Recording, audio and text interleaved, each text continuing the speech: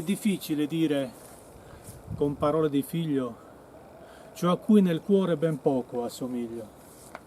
Tu sei la sola al mondo che sa del mio cuore, ciò che è stato sempre prima di ogni altro amore.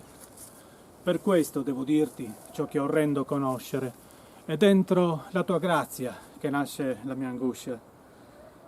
Sei insostituibile, per questo è dannata la solitudine, la vita che mi hai data, e non voglio essere solo, un'infinita fame d'amore, dell'amore di corpi senza anima, perché l'anima è in te, sei tu, ma tu sei mia madre, e il tuo amore è la mia schiavitù. Ho passato l'infanzia schiavo di questo senso alto, irrimediabile, di un impegno immenso. Era l'unico modo per sentire la vita, l'unica tinta, l'unica forma ora è finita. Sopravviviamo, ed è la confusione di una vita rinata, fuori dalla ragione. Ti supplico, non voler morire. Sono qui, solo con te, in un futuro aprile. È difficile narre con paraulas de vizzo, su che in coro vago a passimizzo. Tu sei essa sola su mondo chischi de su coro meo, su che si stato sempre prima di ogni altro amore. Procussu devo narre su questo orrendo conoscere, da esa grascia tua nasce sa fanno meo. Sei insostituibile, procussu è dannata sa vita che m'ha stato. E da poi, sa vizzinnia po passato, isciau, e questo senso alto, irremediabile, di un impegno immenso, di un impegno immenso, di un impegno immenso. Abbiamo perso prima di tutto un poeta, e di poeti nel mondo non ce ne sono tanti, ne nascono 3 o 4 in un secolo. Quando questo secolo sarà finito, Pasolini sarà tra i pochissimi che conteranno questo mondo come poeta. Il poeta dovrebbe essere sacro.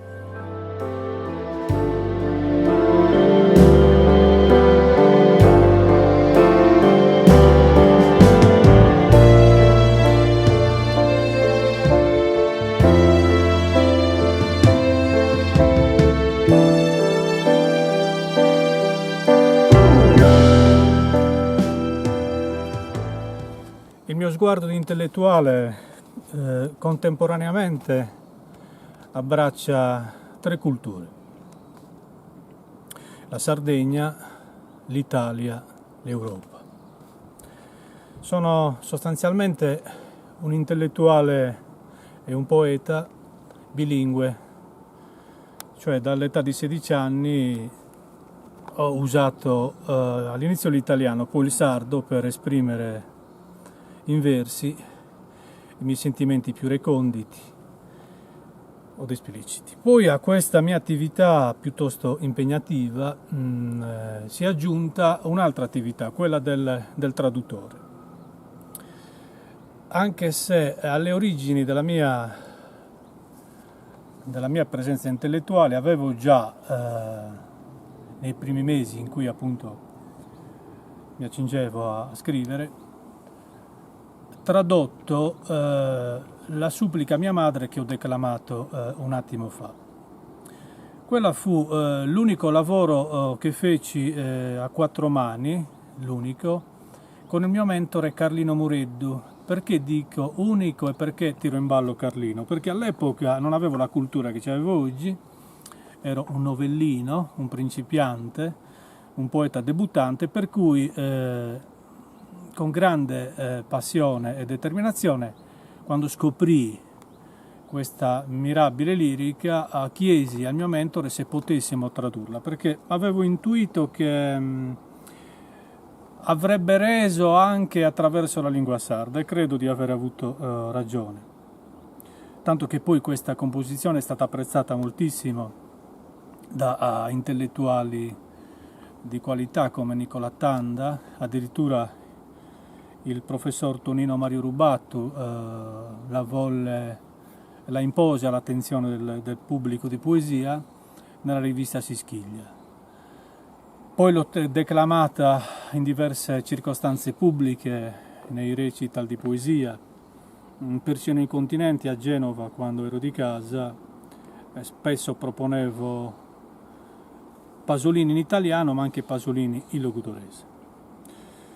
L'ho fatto perché tradurre un autore, accostarsi appunto allo studio di un autore così rilevante, ti permette anche una cosa di carattere sentimentale, hai la sensazione di essere seduto accanto a questo mostro sacro della letteratura. Ho anche tradotto qualcosa di David Maria Turoldo, un religioso che sapeva usare a menadito la penna, e alcune sue composizioni che caratterizzano un volume intitolato Il Grande Male sono state tradotte dal sottoscritto alcuni anni fa. Ma il lavoro più importante che ho fatto è relativo a Pasolini, per il quale proprio ieri ho scritto una nota abbastanza esplicita che mi consente così di dirvi in sintesi talune cose. Poi chiaramente declamerò 2 o 3 traduzioni.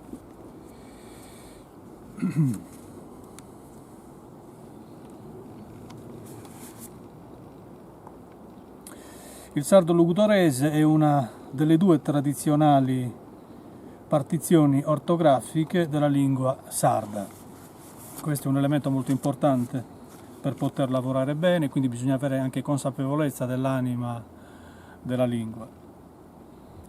Allora, sono già una trentina il gruppo di traduzioni pasoliniane che spero di raccogliere in volume appena possibile. Non so se ce la farò per il cinquantenario, che cade il prossimo anno, 2025, quindi tra poco più di un mese, in quanto devo ancora limare alcune traduzioni che presentano delle piccole irregolarità, soprattutto dal punto di vista eufonico e ritmico. Tradurre in sardo Pasolini, infatti, è bello e anche molto impegnativo, per tante ragioni, tra cui appunto la musicalità. Ho iniziato questo lavoro, la parte più grossa, diciamo così, più consistente, nel lontano 2011-2012. Poi l'anno seguente la Nuova Sardegna diede notizia di questa mia intenzione appunto di rifare alcune opere di Pasolini. Incoraggiato, come ho detto un attimo fa, persino da Tanda, Rubato, Brigaglia e addirittura da un parente di Pasolini, Vincenzo Cerami, che ho conosciuto nel 2013, e superando la mia proverbiale timidezza comunicai a Cerami, la cui moglie Graziella Chiarcossi cura scrupolosamente l'archivio Pasolini di Roma, e donai 2 composizioni già pronte, La supplica che ho declamato 5 minuti fa, e poi Febbraio, una composizione in lingua friulana che ho voluto rifare in lingua sarda, attingendo ovviamente dall'espressione, dalla traduzione italiana. Anche per questo voglio finire, spero, il lavoro di traduttore quanto prima, perché sono già 15-16 anni che lavoro sotto questo aspetto.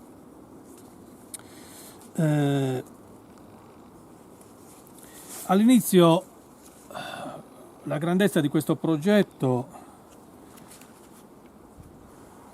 realmente è stata più intuita che capita. Infatti io ho avuto modo di confidare questo mio sogno a persone che vivono nel campo letterario, e devo dire che ho ricevuto soprattutto nel 99% dei casi degli incoraggiamenti. Ora cercherò di declamare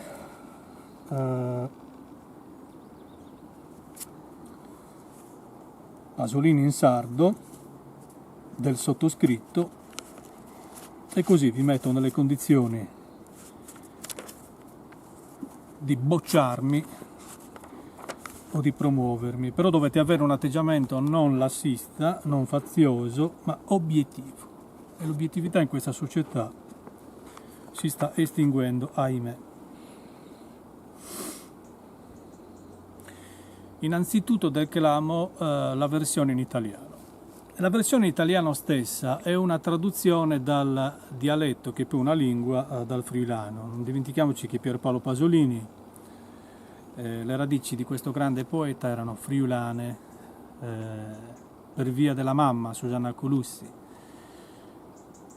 la nonna, la cugina, che provengono da quella terra ferace e importante sul piano letterario.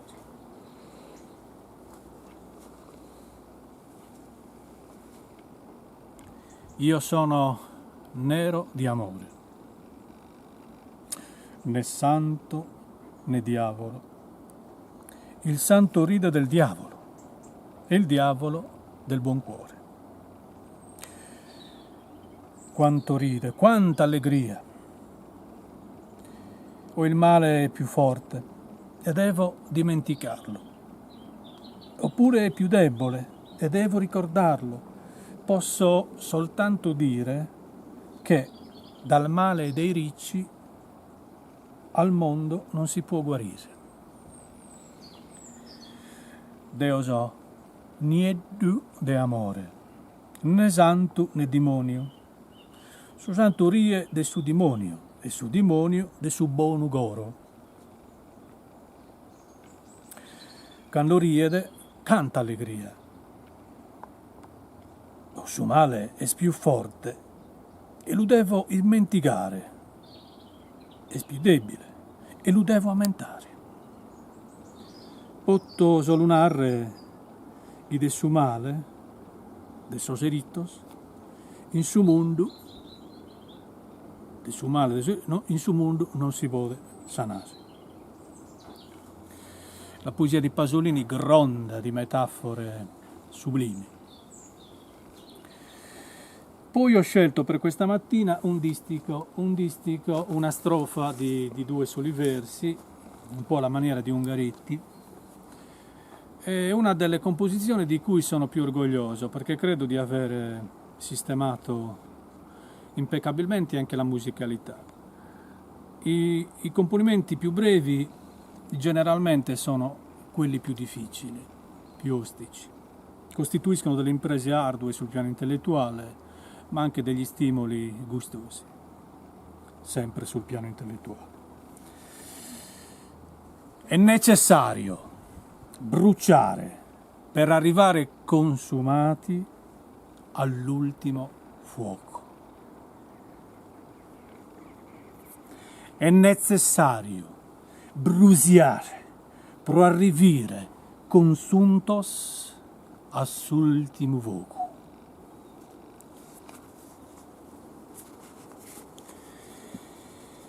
Bene, io ringrazio Antonello Correddu, che anche stamattina mi ha supportato.